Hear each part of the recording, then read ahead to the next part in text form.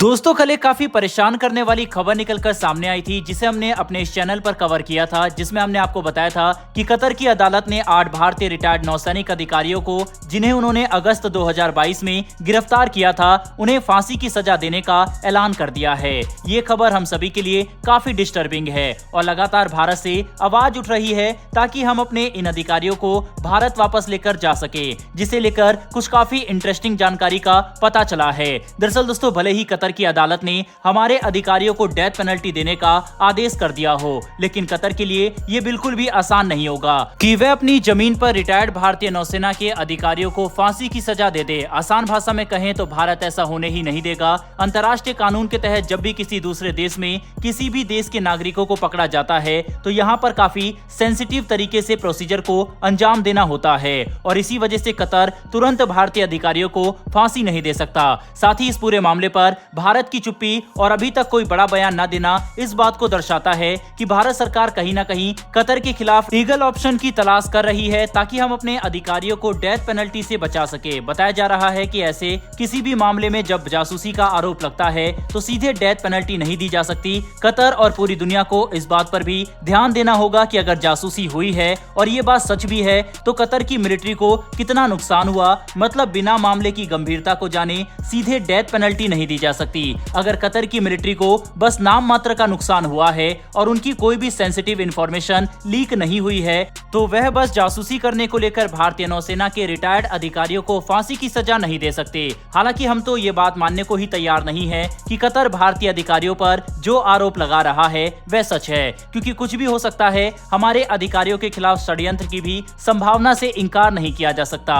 ऐसे में भारत सभी जरूरी विकल्पों की तलाश कर रहा है ताकि हम अंतर्राष्ट्रीय कानून का इस्तेमाल करके अपने नागरिकों की सुरक्षा सुनिश्चित कर सके। बता दें कि भारत अंतर्राष्ट्रीय अदालत में जाकर कतर के फैसले को रोक सकता है और हम अपील कर सकते हैं कि पहले इन भारतीय नौसेना के रिटायर्ड अधिकारियों को भारत वापस भेजा जाए और या तो हमारी जमीन पर इसके ट्रायल हो या फिर ट्रायल अंतर्राष्ट्रीय अदालत में कराया जाए ताकि भारतीय अधिकारियों को भी प्रतिनिधित्व का इक्वल एंड फेयर चांस मिल सके। इसके अलावा भारत कतर की पुलिस पर दबाव बना सकता है कि वह हमारे अधिकारियों के खिलाफ जो भी सबूत है वह साझा करे और ये बात साबित करे कि उनके द्वारा लगाए गए एलिगेशन सही है। अगर ऐसा होता भी है तो भी हम अपने अधिकारियों को कतर की जमीन पर फांसी की सजा होने नहीं दे सकते, क्योंकि एक राष्ट्र के तौर पर यह हमारी प्रामाणिकता और सम्मान पर एक काफी बड़ा धब्बा बनेगा, जिसे हम आने वाले कई सालों तक साफ नहीं कर पाएंगे। इसीलिए हमें हमारे नागरिकों की सुरक्षा के लिए कठोर कदम भी उठाने होंगे।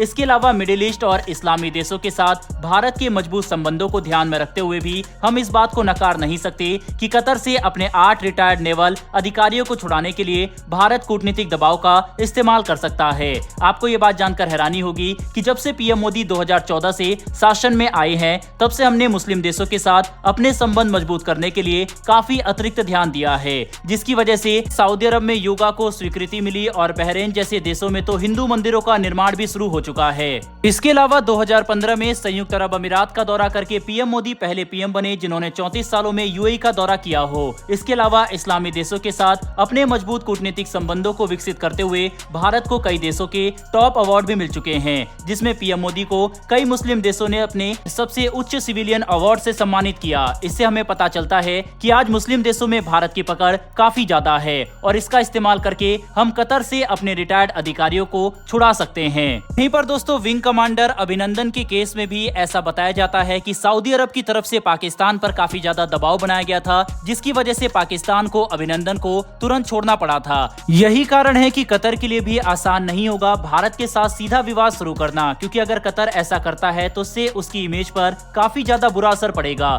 क्योंकि काफी सारे बिजनेसमैन और लोग जो कतर में जाकर बिजनेस या फिर काम करने के लिए जाते हैं उनके अंदर भी डर का माहौल बन जाएगा, जिससे एट द एंड कतर को ही नुकसान होगा, क्योंकि फिर लोग कतर में जाने से और वहां पर बिजनेस करने से डरेंगे। वहीं हाल ही में जिस तरह से कनाडा के साथ भी भारत के संबंध खराब हुए, उसमें जिस तरह की फॉरेन पॉलिसी भारत ने दिखाई उससे कनाडा काफी ज्यादा बैकफुट पर आ गया था। यहाँ तक कि कैनेडियन पीएम ने ये माना कि विश्व की 5वीं सबसे बड़ी अर्थव्यवस्था भारत है और हम उनसे संबंध खराब नहीं करना चाहते। हमें इसी तरह की फॉरेन पॉलिसी का मुजाहरा कतर के साथ भी करना चाहिए। वहीं पर हमें इस तथ्य को भी ध्यान में रखना होगा कि कतर का यह फैसला एक ऐसे समय पर आया जब इजरायल और हमास के बीच हो रहे युद्ध को लेकर मुस्लिम देश और बाकी देश अलग अलग कॉर्नर पर खड़े होते दिखाई पड़ रहे हैं, जिससे कहीं ना कहीं भारत इजराइल के समर्थन में ज्यादा है और यही बात भारतीय एक्सपर्ट को परेशान कर रही है कि कहीं ना कहीं भारत का इजराइल को समर्थन और दूसरी तरफ कतर में हमारे अधिकारियों को डेथ पेनल्टी मिलने में कोई संबंध तो नहीं।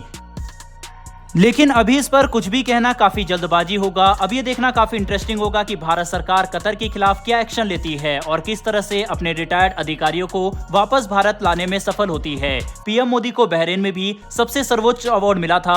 ऐसे में बहरीन के रिश्ते कतर के साथ काफी अच्छे हैं। यही वजह है कि भारत बहरीन के साथ बातचीत करके भी कतर के साथ अपने इस मामले को सुलझा सकता है। बहरहाल दोस्तों, इस वीडियो में इतना ही। लेकिन आपके हिसाब से क्या इस तरह से भारत के रिटायर्ड अधिकारियों को दूसरे देशों में इस तरह की सेवा देनी चाहिए या फिर नहीं? आपकी इस पर क्या राय है? कमेंट बॉक्स में लिखकर जरूर बताइएगा। साथ ही अगर आपको यह इन्फॉर्मेशन और वीडियो पसंद आई हो तो वीडियो को लाइक करके हमारी आने वाली डेली वर्ल्ड अफेयर से जुड़ी ऐसी वीडियो के लिए चैनल को सब्सक्राइब कर बेल नोटिफिकेशन अवश्य दबा लें। फिर मिलेंगे ऐसी एक नई वीडियो के साथ। धन्यवाद। जय हिंद।